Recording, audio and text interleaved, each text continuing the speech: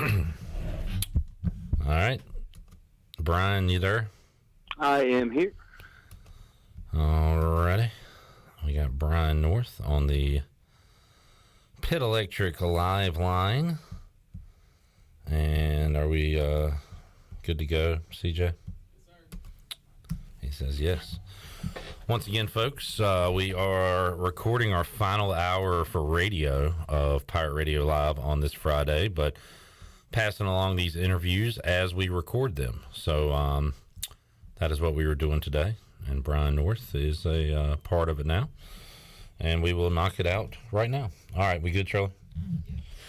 Let's head out to the Pit Electric live line, talk to Brian North, WCTI 12, host of The Blitz. Brian, and folks can call this a jinx if they want to, but we knew it would happen. I kept commenting on the lovely Friday nights we were having here for high school football in Eastern North Carolina. Even you yourself said we were due.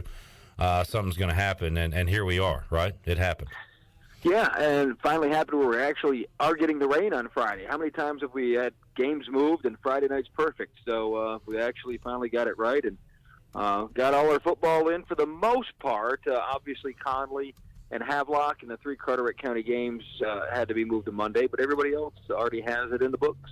Yeah, so good to go for this week in high school football. Hopefully back to a normal Friday night and a normal night of the Blitz. But now we will sit here and have our hurricane parties and see what's going to happen with this storm, Brian. And kind of crazy when we follow these things. And I'm fascinated by the tracks and how they determine what's going to happen and what's it going to do? Have a crazy loop and maybe come back here in the east? I don't know, but all that stuff is fascinating, kind of worrisome, and we just kind of sit back and watch and hope for the best, I guess. This has been one of the crazier storms to track, and no one's got it right. It's kind of just had its own drunken mind made up. It's just going to do what it wants to do, and nobody can quite figure it out. And now you look, and ECU probably could be playing in Tampa tomorrow. You know, Tampa didn't get hit that hard. And when they were in the direct line of it before, so just it's been really weird. Now it's back out in the Atlantic, strengthening and keeps creeping north a little more, and could impact us a little bit more. So don't take your eye off the prize just yet here in this deal, because it's still trying to meander and do some weird things. Yeah. So hoping we don't feel anything more than just some good wind and rain, but you just never know with these storms. Yeah, Brian North joining us, Pit Electric live line, Northeast Carolina, coming off the loss last week against Navy. Very disappointing. Had several chances to win it. Turnovers, missed field goal. Just a recipe for a loss there when the defense played well enough to win. That's about as good, Brian, would you say East Carolina's played Navy defensively in this series history?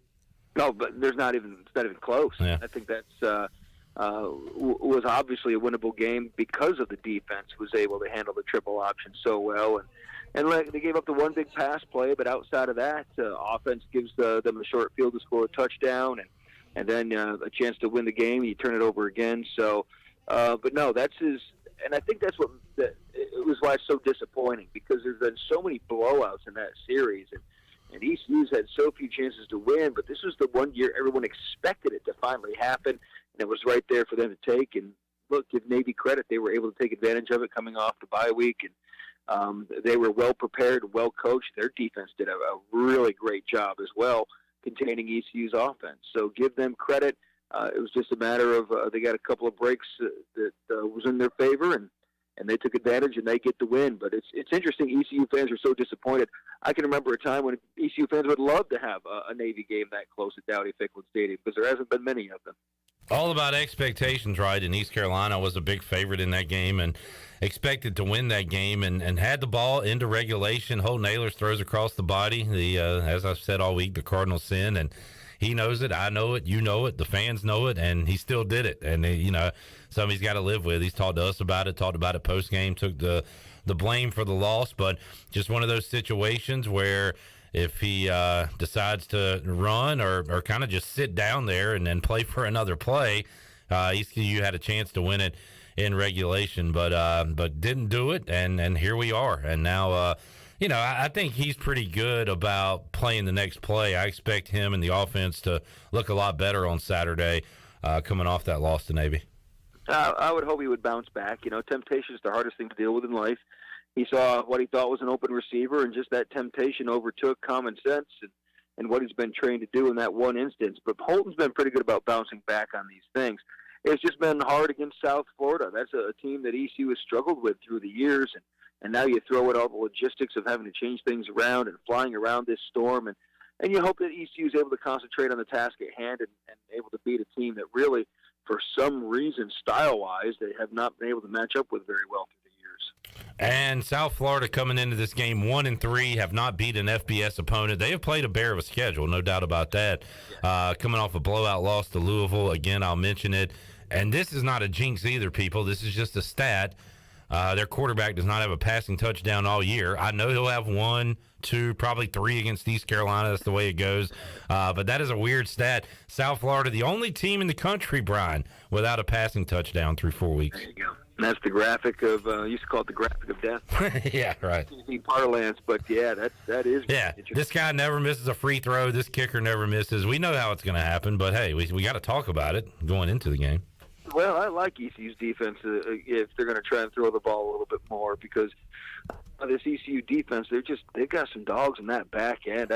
Julius Wood has been really impressive to me with the way he hits for his size, and they just got a lot of those guys who just fly around the football right now, and creating turnovers is something that Mike Houston really wants his defense to do and has done in the past. So if they can start creating turnovers, especially in that back end, and keeping the passing game out of the end zone, that'll be a good thing. But I like the way this defense is set up week in and week out. There's going to be a week or two where they don't play well, and you're going to need your offense to step up. But the improvement on defense has really been the hallmark here these last 4 seasons. Talking to Brian North, Brian, NC State fans have kind of held their breaths to get to tomorrow. They passed the test against East Carolina barely, and maybe shouldn't have, but they did week 1. They took down a Texas Tech team, handled them pretty easily, a pretty good team that has knocked off Texas and Houston already this year.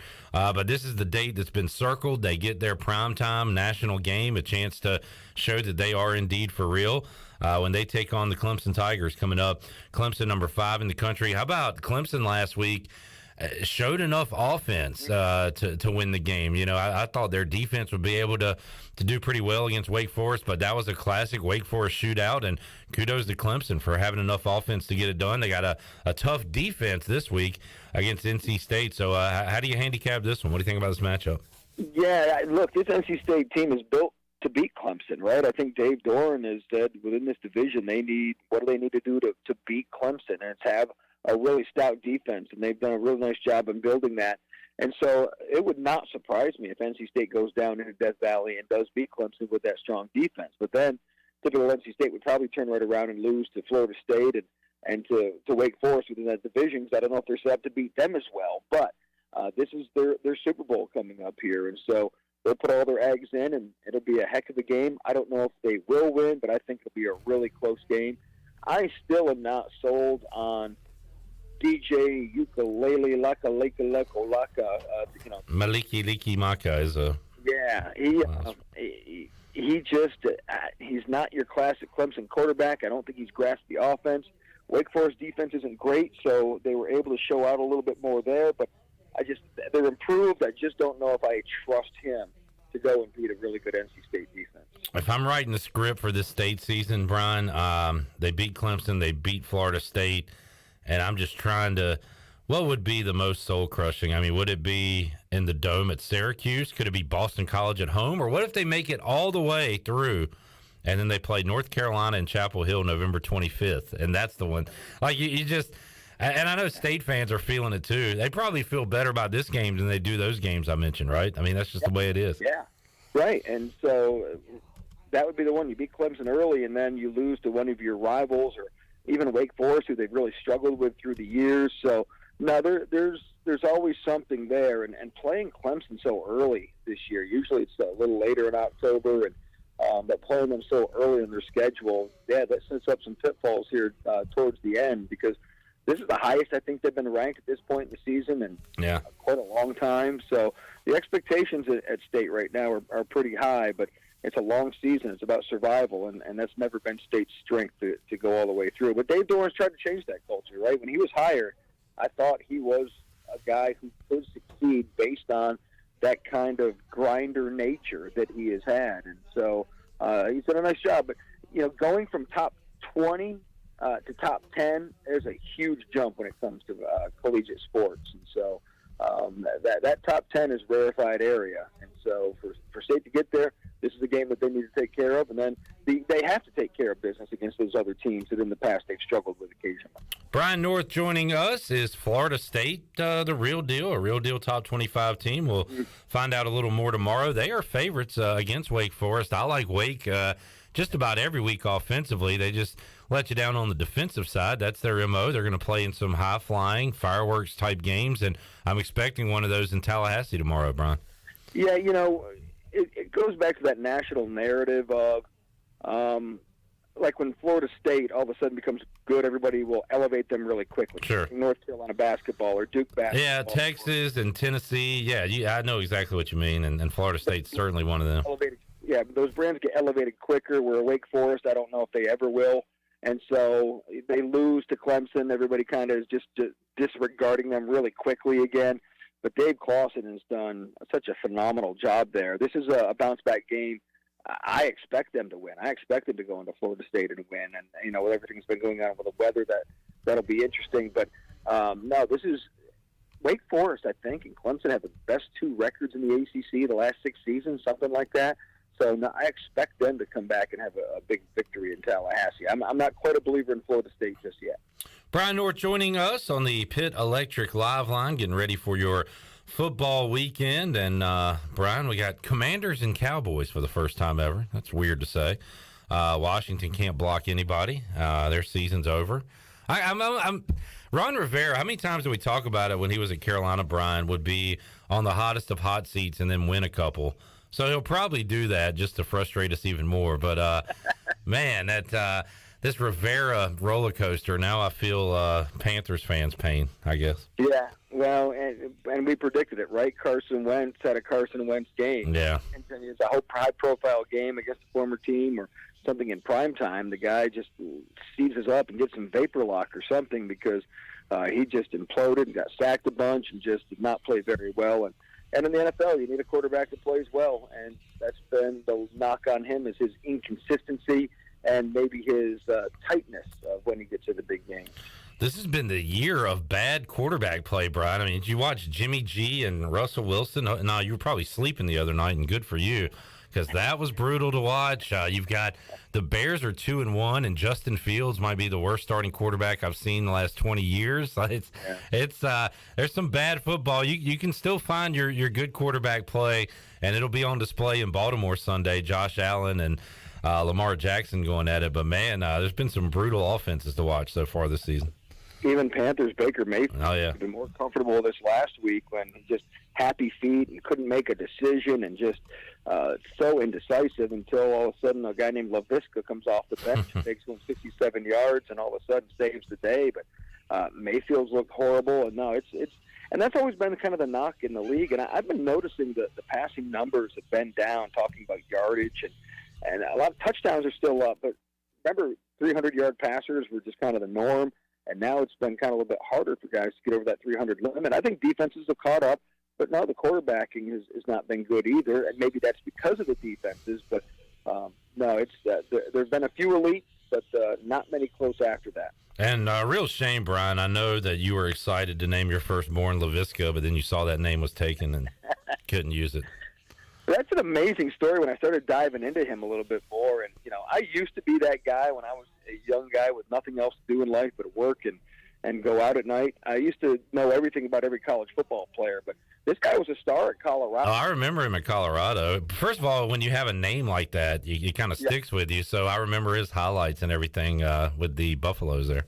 Yeah, and the amazing story of when he was, an amazing maybe not be the right word, he was 10 years old. And his parents, they were driving down the interstate with him, and his dad got tired, or his mom got tired, and they decided to switch on the side of the interstate. And his dad was wearing slides or something, and he tripped and fell out of the traffic when they were out. Oh, jeez. Switching, he was hit and killed, and he witnessed it, and so he's kind of been playing his whole career for his dad ever since then. He grows his hair, his long dreadlocks for his dad, and so there's some inspiration there, but it's just it was a very interesting story to dive into. And then you wonder how the Jaguars whipped on this guy. I mean, he did have 5 touchdowns for them, but boy, he looked like a world beater with the Panthers when they finally let him in the game for the first time. So maybe that'll be the spark they need, but Baker's got to be better. Apparently the Jags don't need him, Brian. They paid Christian Kirk like a number 1, and he's performing. And Zay Jones with a huge game last week against the Chargers. And Trevor Lawrence and them folks down there got rid of Urban and are looking like a real football team right now. Right, and their defense is probably the reason that they're 2-1 more than the offense. The offense will get the headlines because of the names, but the defense is playing really well. But no, Zay had 10 catches, and I kind of been waiting. The Jaguars have been stacking draft picks for a few years now. You hope that talent finally starts to pay off, and then you pay a few other guys. But Doug Peterson's a little bit of a quarterback whisperer, right? He's the one guy who got Carson Wentz to actually play well for a while, and then Nick Foles to lead them to a Super Bowl, so now he's getting a chance with Trevor Lawrence, who a lot of people thought was going to be a really good NFL quarterback. Had the tough first year with Urban Meyer, but now starting to come into his own a little bit. Got to be a short list here, Brian. How many coaches have gone to play a road game, coach a road game, and when they walk in the stadium, they'll see a statue of themselves outside? That's Doug Peterson will have that happen on Sunday when the Jags take on the Eagles. I can't imagine that's happened a lot in football. And that just tells you we build statues too fast for people, too, right? And that we fire everybody fast. Both of those things. It goes from hero to zero to back to it's amazing our culture now, how quickly we do those things. Yep. Yeah, maybe we should hold off on these statue things. It used to be you wouldn't get a statue until you died. I don't know if we have to wait that long anymore, but maybe, I don't know, maybe 10 years or something we should wait. It's just, it's interesting. But once you win a Super Bowl, your legacy is cemented. I think Green Bay is the one that started doing that, and so good for him. But, yeah, that's a little bit weird, I would think. And you know who the other guy is on that statue is Nick Foles. 2 Eagles cast-offs memorialized forever because, heck, they brought him a Super Bowl. You know, we thought it'd be Donovan McNabb, Andy Reid, Brian Dawkins, the greats that won all those NFC East titles but can never win a Super Bowl, and it turns out to be Peterson and Foles, who were not there, a year and a half after the statue went up. Right. Awesome. Hired guns, hired mercenaries. But when it's the only Super Bowl in your history, you certainly want to take advantage of it. Brian North joining us, Pit Electric Live Line. North, hope you have a safe weekend with your family. How are your, your girls? Is this their first hurricane or first experience here? I feel like we hadn't had one the last couple of years. Maybe I'm wrong. Yeah, well, Tinsley was... we're talking about you right now. You don't want to talk about the hurricane? Okay, we won't talk. Okay, we won't talk about that. Sorry, that's on me. We'll save that for another time. Yeah, that's her first one. Tinsley's been to 1 or 2. So gotcha. Well, North, have fun at the homestead there, and we will. If you want to meet at a bar, I'll tell you where I'm going, and you can come join me and get out of there. But Brian, stay safe, man. Thanks for joining us today, and we'll talk to you again soon. All right, sounds good, Cliffy. All right, good deal. Thanks, Brian. See you, man. All right, you got it, brother. Later, bud. And all right, so you heard that interview live. It'll be on our radio side of things coming up at 5 o'clock. We'll be back live on Facebook and YouTube. Talk a little golf, more football. With Greeny at 2:30. So we'll talk to you then.